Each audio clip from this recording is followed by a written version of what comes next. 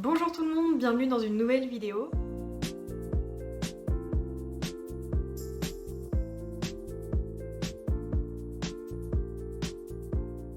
Aujourd'hui, on se retrouve pour une vidéo où je parle juste de ma maison d'édition préférée, de vous la présenter, de vous dire pourquoi je l'aime tant. Et juste j'avais envie de vous parler d'une maison d'édition que j'adore, tout simplement. C'est la maison d'édition Hurlevent qui a été créée il y a très peu de temps, ça a été fondé en 2022. Et de ce que je peux lire sur le à propos, puisque j'ai mon ordinateur avec le site internet, et c'est écrit « Pensée en 2021, fondée en 2022, les éditions Hurlevent sont le fruit de la réflexion de 3 passionnettes de lecture portant un intérêt particulier aux livres reliés et à ses couvertures raffinées. En renouant avec cet héritage, les éditions Hurlevent ont à cœur de redonner à la littérature ses lettres de noblesse et d'offrir à leurs lecteurs, une expérience de lecture authentique et empreinte d'élégance au travers de romans alliant poésie et dépaysement, mélancolie et grand espoir, aventure et contemplation, modernisme et mystère d'antan. Donc c'est une maison d'édition qui a été créée par Sarah du coup Mrs Boccarmond sur les réseaux sociaux, et j'en ai entendu parler via Sarah directement quand elle en a parlé dans ses vlogs du pourquoi, de comment elle voulait créer ses éditions, et en fait vu que j'aime beaucoup ses avis littéraires, qu'on a quand même pas mal de goûts en commun, je me suis naturellement penchée sur sur sa maison d'édition tout simplement. Et j'ai commencé à lire par la première parution qui était du coup Le cœur singulier de Millie Davis de Sarah S.A. Yarmand, du coup son nom d'autrice. Et c'est un livre que j'avais adoré, c'est un gros pavé de 700 et quelques pages qui est sorti, je regarde en bas parce que j'ai mon ordinateur. Il est sorti le 6 juillet 2022 et ça a été mon plus gros coup de cœur de l'année 2022 justement. J'ai adoré tous les personnages, j'ai adoré l'agencement du livre et j'ai adoré la qualité du papier, l'aspect physique et l'aspect esthétique m'a beaucoup plu, et j'ai aussi adoré mon expérience de lecture avec le papier, le toucher du papier que je trouve très sympathique puisque c'est des pages assez épaisses et ça fait vraiment du bien. Enfin bref, j'adore l'esthétique. Ça a été une excellente lecture pour moi. Du coup ici on va suivre Millie Davis qui est une jeune femme qui a écrit un livre qui a été un best-seller, c'était un roman historique, et on lui a reproché pas mal d'anachronismes, et c'est pour cette raison qu'elle va décider de retourner à la fac d'histoire pour corriger ça pour son second tome, son deuxième tome, et elle va être aidée par son professeur d'archivistique, et du coup on va suivre sa vie à la fac, comme leur voyage en Écosse, et le voyage avec sa classe en Écosse, et du coup on va la suivre un peu elle qui a pas mal de crise d'angoisse, c'est une personne assez angoissée, assez renfermée sur elle-même, qui a un petit peu de mal socialement à vraiment être en phase avec les gens. Et c'est un roman que j'avais énormément aimé. La deuxième parution, c'est La Duchesse de Buckingham de Shannon Malka. C'est paru le 12 octobre 2022. Et j'ai bien cru que je n'allais pas la voir, tout simplement parce que je ne l'avais pas acheté au moment de sa sortie et j'ai mis du temps à l'acheter, j'ai mis du temps à me le procurer. Et il y a eu une rupture de stock et j'ai bien eu peur de ne jamais la voir puisqu'il m'intéressait. Et au final il y a eu un restock et elles l'ont réimprimé et il est revenu en stock et j'ai pu la voir. La Duchesse de Buckingham, c'est un roman où on va suivre Helena Quincy en Angleterre en 1841. Elle va être témoin d'une agression entre un maître d'œuvre envers son employé, et cet employé a 6 ans, enfin c'est un très jeune enfant, et du coup elle va être révoltée, elle va écrire une lettre incendiaire qui va être relayée dans la presse. Cette lettre va pas passer inaperçue et du coup Helena va devoir entrer à la cour de la reine Victoria.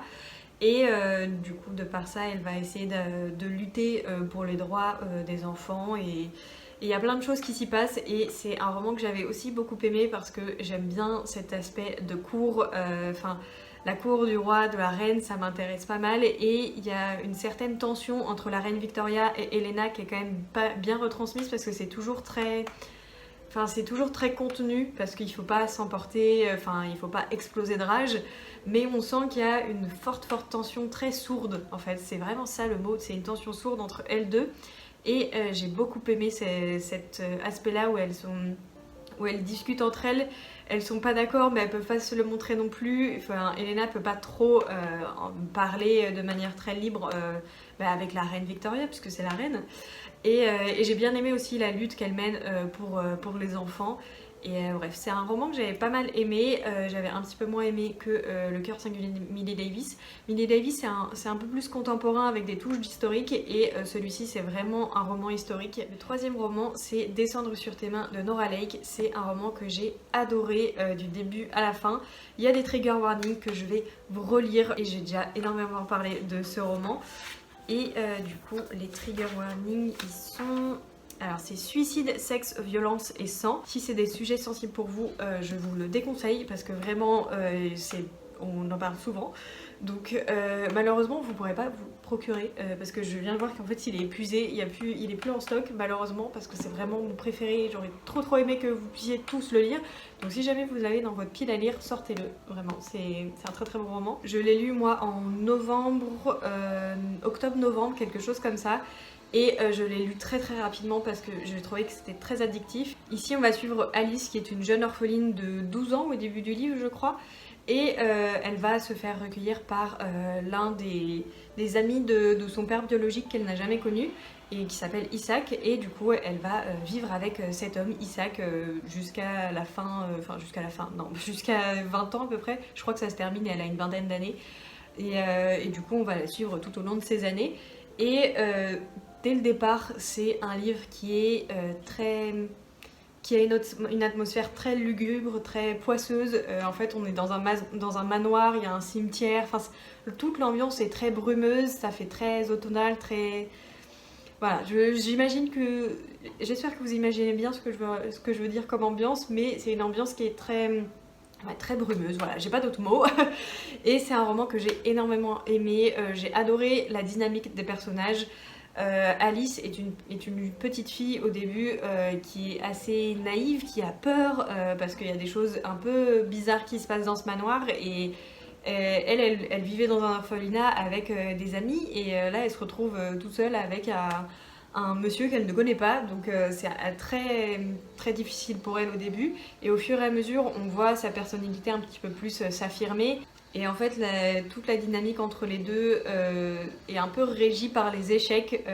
Du coup, Isaac initie Alice aux échecs. Les échecs ont vraiment une place centrale dans cette histoire parce que plus les parties avancent, plus on voit leur relation avancer, comment ça se passe dans le manoir. Enfin, les échecs vraiment font partie de ce roman.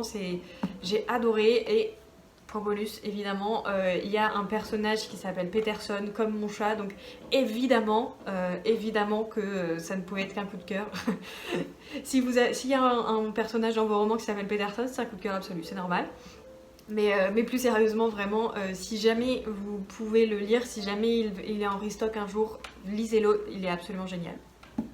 Lisez-le, pas lisez-le. Ensuite, il y a eu un nouveau roman de l'autrice S.A. Harmon, du coup Sarah, Les Fêlures de Wakefield Manor. Et celui-ci, je l'ai lu l'année dernière aussi et j'ai un tout petit peu moins apprécié que l'autre parce que j'ai trouvé que la fin était un petit peu précipitée, mais dans l'ambiance, j'ai quand même beaucoup aimé. Puisqu'ici on va suivre une préceptrice, Honoria Belfort, en 1910 en Angleterre. Elle accepte ce poste de préceptrice à Wakefield Manor et il y a vraiment beaucoup de mystères et de secrets dans la famille, dans le manoir, et voilà. C'est un roman que j'ai quand même bien aimé.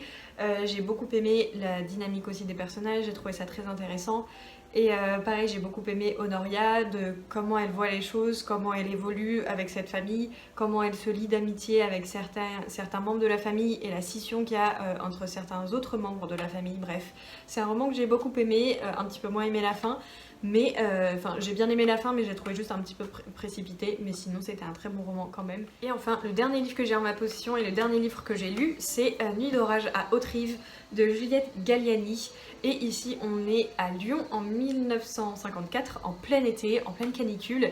Et on va suivre une famille, la famille des Bellamy qui se rejoint chaque été à Haute-Rive, la demeure du grand-père de la famille. Et c'est une famille qui est extrêmement riche, qui est extrêmement connue dans les environs de Lyon.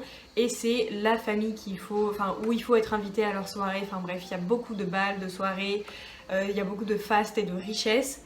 Et en parallèle, on a encore tous les secrets de famille, encore plein de non-dits et de rivalités sous-jacentes. Et c'est un roman aussi que j'avais énormément aimé par l'ambiance aussi, parce que La météo a une place extrêmement importante, il y a vraiment une météo qui est très lourde et l'orage arrive petit à petit au fur et à mesure de la lecture et éclate à la fin. Comme la famille, il y a beaucoup de tension et la tension évolue petit à petit et éclate aussi à la fin. Vraiment, la gestion de la tension est extrêmement bonne dans ce roman, c'est extrêmement bien fait. Et ici, on va suivre une des petites filles en particulier. Je ne vais pas vous dire qui parce que ce sera à découvrir. Ce que j'avais adoré dans ce roman, c'est qu'il y avait un arbre généalogique. Et voilà, qui est juste ici. Et du coup, comme vous voyez, il y a 4 petites filles. Je ne sais pas si vous verrez bien.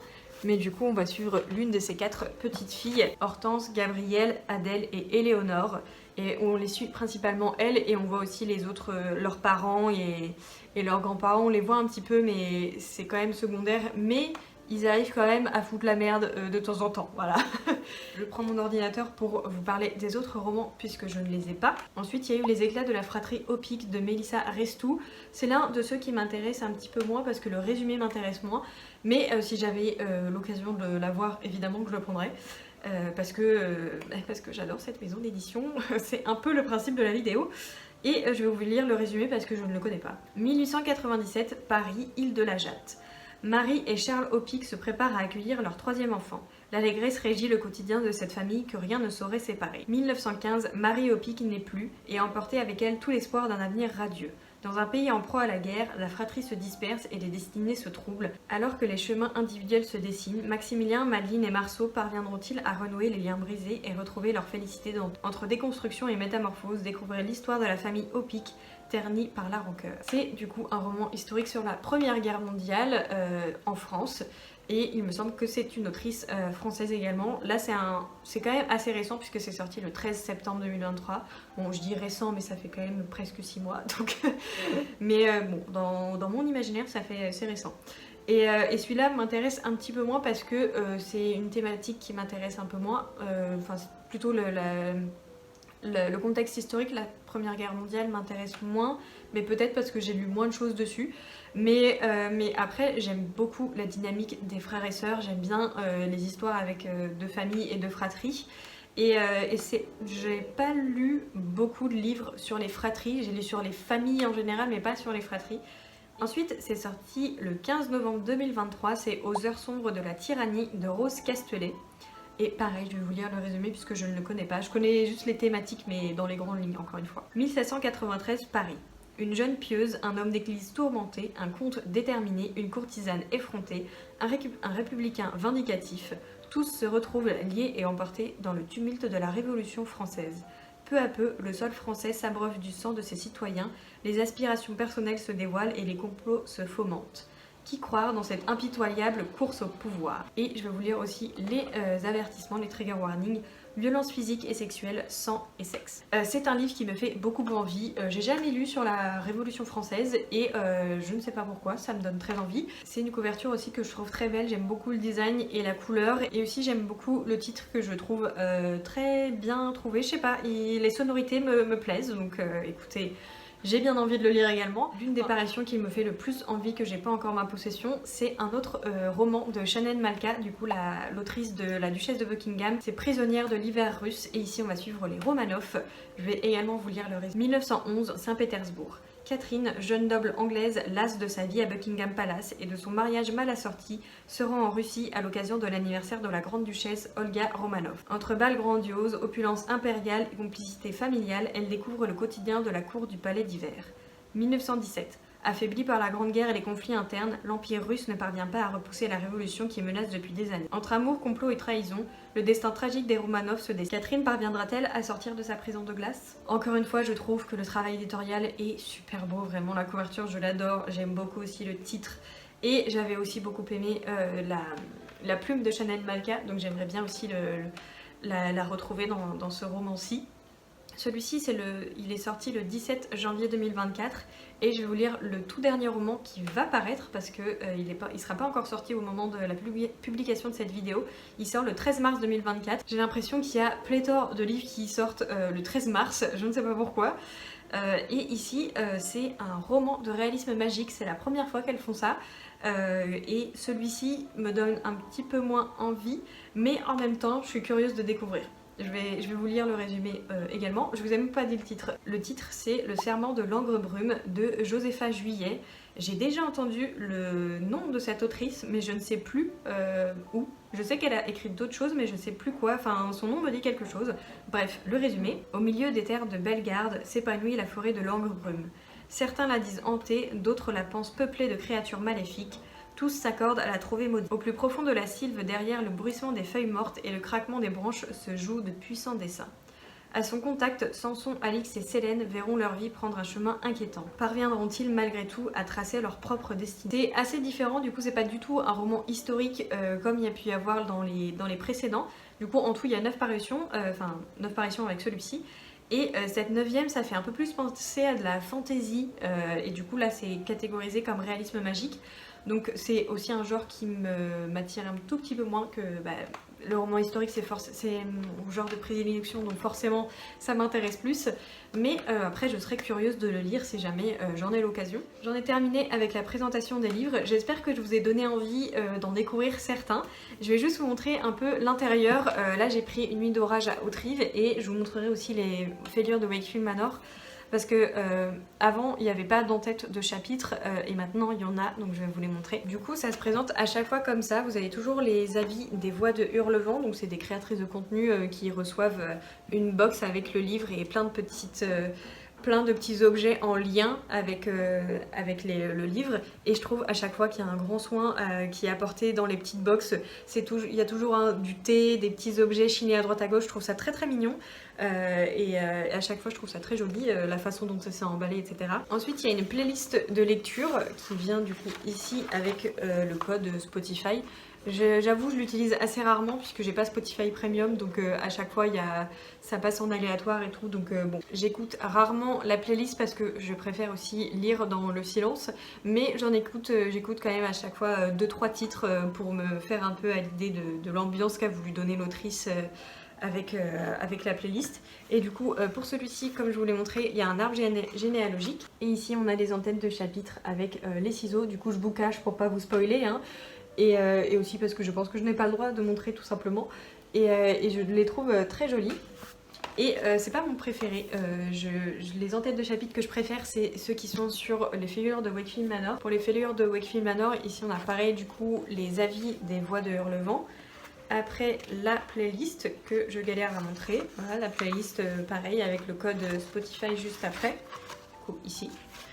Et pour les en-têtes de chapitres, attendez c'est trop difficile dans ce sens là, je vais vous montrer je vais vous montrer dans ce sens, voilà. Et ici on a les en-têtes de chapitres et je trouve ce design magnifique. J'aime beaucoup la façon dont ça a été fait, l'espèce de double visage un peu coupé en deux, et j'ai vraiment beaucoup aimé. Je vous ai pas précisé mais à chaque fois pour le lancement elles font un pack avec une illustration et un marque-page. Et cette illustration, je l'aime beaucoup, je ne l'achète pas à chaque fois, mais bon voilà, si jamais vous voulez les retrouver, toutes les illustrations je crois sont sur le site, si je dis pas de bêtises, il me semble que oui. Et du coup je vais vous montrer plus en détail les couvertures qui sont rigides. Et donc la tranche est comme ça, avec le logo des éditions, ce petit dessin. Et à chaque fois, ici ça change, puisque ici le livre est représenté par une pièce d'échec. Et les autres c'était des ciseaux, des choses comme ça. Et je les trouve magnifiques. Oh là là, qu'est-ce que je les aime.